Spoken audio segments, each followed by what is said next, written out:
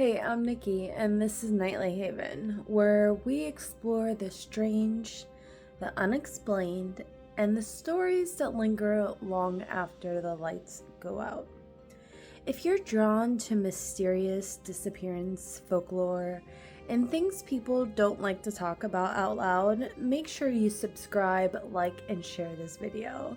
And trust me, you're going to want to stay to the end for this one, because tonight we're stepping into a part of America where people vanish, time misbehaves, and the mountains don't always give back what they take.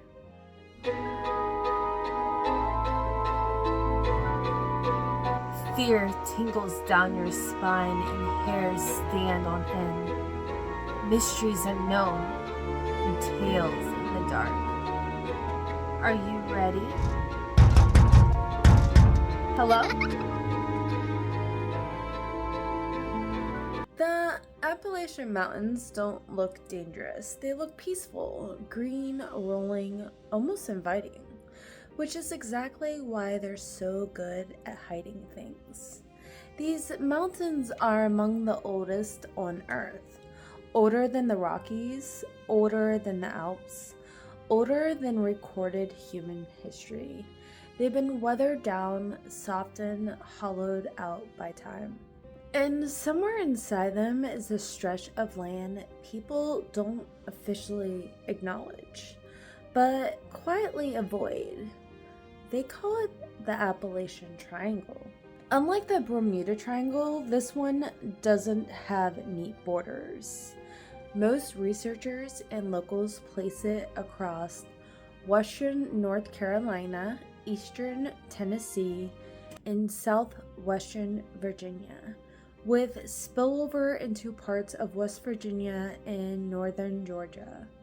It's a region dense with national forests and protected land, thousands of miles of caves and underground systems, sudden weather shifts, dead zones where GPS, radios, and phones fail. The last part matters more than people realize. Over the years, hundreds of people have gone missing in this region. Not reckless thrill seekers, not inexperienced tourists, but seasoned hikers, hunters who knew the land, children who vanished within sight of adults, people who disappeared just steps off established trails. Search and rescue teams report the same strange details again. No tracks, no disturbed vegetation, no scent trails for dogs, and sometimes people are found in places that have already been searched, sometimes up hills, sometimes barefoot, sometimes without injuries that match the terrain. It's not traumatic, it's unsettling. Ask anyone who spent real time in Appalachia and they will tell you the silence is wrong. Not calm, not peaceful, predatory. Birds stop mid-call, insects vanish. The forest feels like it's holding its breath.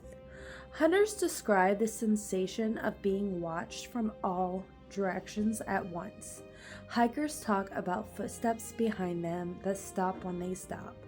And then there's the voices. Your name from the trees, from behind you, from a place no one should be.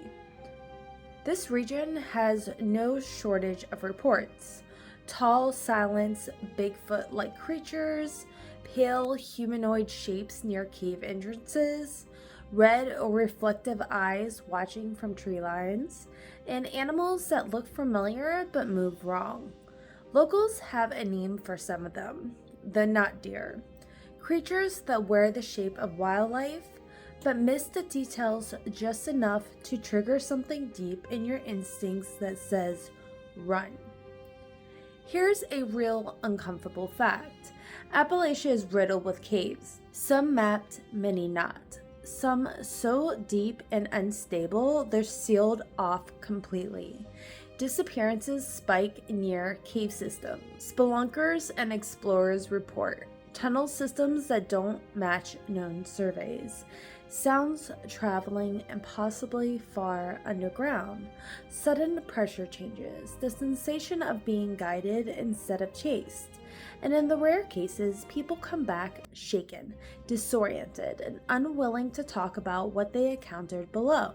Some survivors report losing hours, others entire days.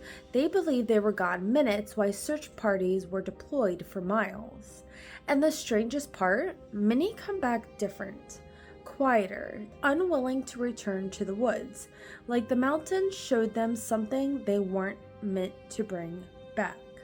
Indigenous tribes warned about certain hollows, certain ridges, certain valleys, places where the veil was thin, places not meant for wandering, places where not everything walking upright was human, and those warnings were given long before modern disappearances ever began. The mountain didn't start this, they just remembered it. This doesn't behave like random wilderness accidents. Activity clusters, certain areas go quiet and then flare up again years later. Disappearances shift geographically, like territory being patrolled or something moving.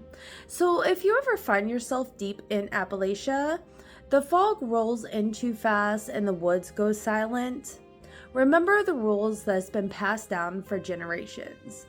If you hear something, no you didn't. If you see something, no you didn't. And if you hear your name being called, no you didn't. Have a good day, guys, and welcome to Nightly Haven. Bye.